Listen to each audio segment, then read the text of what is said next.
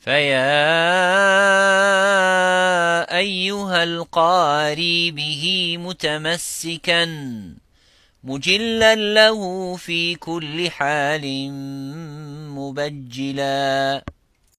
بسم الله، الحمد لله، الصلاة والسلام على رسول الله. Assalamu alaikum wa rahmatullahi wa barakatuhu, everyone. It's a lovely to have you with me in this Tajweed podcast and presentation of Makharij, the points of articulation. My name is Khalid Abu Shafi' and I will be your host. And in this episode, inshallah, we will discuss and look at a new makhraj called Makhraj al-Lam. And just before we start, I would like to drag your attention to that this makhraj, the letter of lam, is covering the largest area of makharij in all the letters and all the makharij of Arabic language. The letter lam, it is one of the widest, vastest, you could say, covering an area of a point of articulations within the mouth more than any other letters in Arabic language. And this is mentioned by the ulama and the qurra who have given so much time to study each letter of Arabic language, and and that's the way it's reported to us. First of all, we need to know what is the makhraj lam, the definition of this point of articulation of letter lam.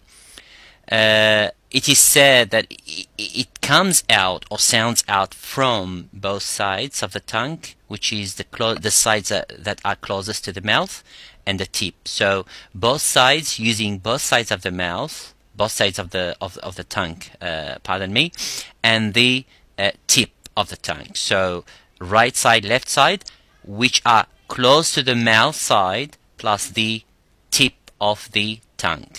And letter lam, actually, it is one of the letters of Arabic language that the ulama have discussed deeply and so much.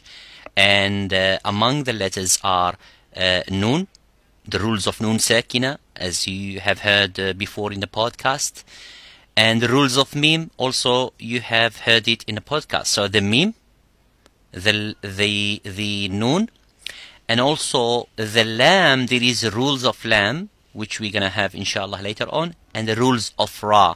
So the rules of ra and the lam and the mim and the noon, the ulama have given so much time, and they have wrote in their books, as well as hamzatul wasl. So these are covering a largest area of the topics of the tajweed or ilm tajweed.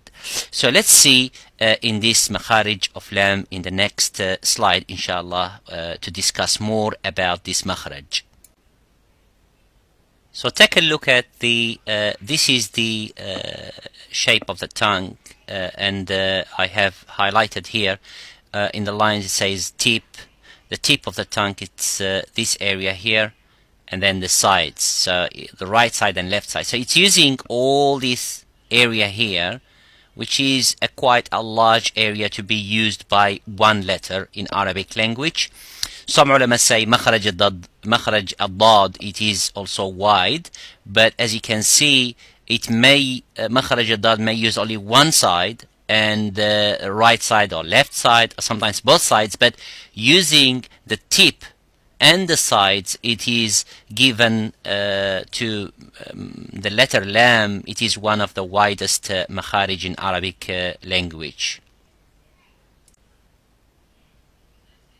So what's happening in this slide to show the mechanism of the sound, how it is produced, or how it does produce and come out from the throat by the air is flowing straight and moving forward into the tip of the tongue and slightly the side also, but when it stops by hitting the tip of the tongue into the roof of the mouth, the air goes right and left and produce as you put your tip of the tongue into the roof of the mouth, what is the behind the gums and the incisors, and you say on both sides the air is going and flowing out to produce that sound of lam. So it says al al or la, lu.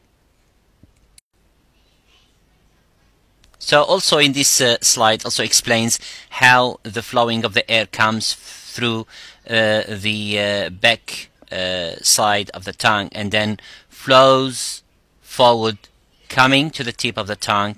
Then when it doesn't find the way from there, it goes right and left and then produces the sound of lam. So you say al, as you can see. So this is the way how the lam is produced.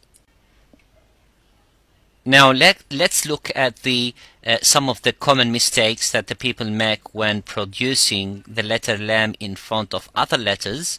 So for example in Surah Al-Fatiha, صراط الذين أنعمت عليهم. Now if I read صراط الذين, I say that ta is as you can see here where I point with the red, ta is a letter that is very heavy full mouth.